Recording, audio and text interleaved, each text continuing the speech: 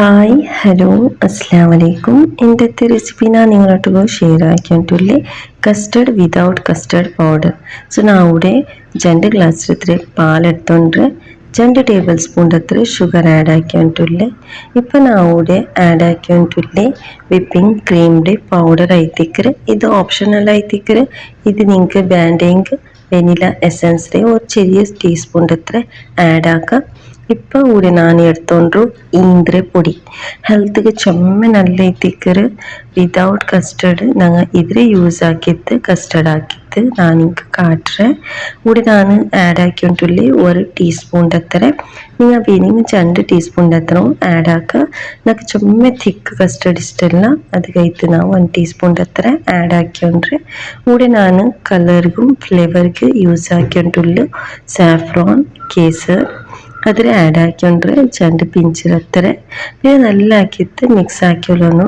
കൂടെ ഞാൻ പാലിൻ്റെ വെച്ചാക്കിയിട്ട് ചപ്പ പാലിൻ്റെ മേ യൂസ് ആക്കിയിട്ടുള്ള വെച്ച പാൽ ഞങ്ങൾ യൂസ് ആക്കിയിട്ടുണ്ടെങ്കിൽ ഞങ്ങൾ ഇട്ടു ഈന്തരപ്പൊടി അവിടെ മേൽ ലംസ് കിട്ടുക സ്റ്റാർട്ട് ആവിടും. നല്ല മിക്സ് ആക്കിയാൽ പിന്നെ ഇതിൽ ഞങ്ങൾ ഇപ്പം ഗ്യാസ് ഫ്ലെയിമിൽ വെച്ചിട്ട് മീഡിയം ഫ്ലെയിമിൽ വെച്ചിട്ട് ഞങ്ങൾ ഇതിൽ ബോയിലാക്കിയിട്ട് എടുത്തോളൂ. സാഫ്രോണിൻ്റെ കളർസ് എല്ലാം ഉടരത്തോളൂ, പിന്നെ ഷുഗർ മെൽറ്റ് ആവിടത്തോളൂ. ഒരു 10 തിക്നെസ് ಬರೋನು ಈಂದ್ರಪುಡಿ ನಾನು ತೆಲ್ಲಿಟ್ರು.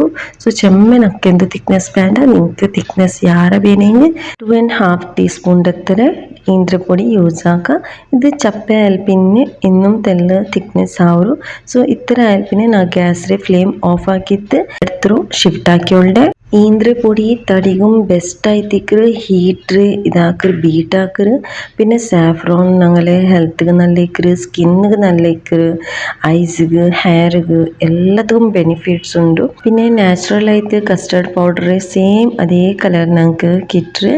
പിന്നെ കസ്റ്റർഡ് കംപ്ലീറ്റ്ലി ചപ്പയായാൽ പിന്നെ കൊറിയ ഫ്രൂട്ട്സ് എല്ലാം ഡ്രൈ ഫ്രൂട്ട്സ് എല്ലാം ആഡ് ആക്കിയോണ്ട് നിങ്ങൾക്ക് ഇഷ്ടപ്പെടുന്ന ഫ്രൂട്ട്സും ഡ്രൈ ഫ്രൂട്ട്സ് ആഡ് ആക്കുക.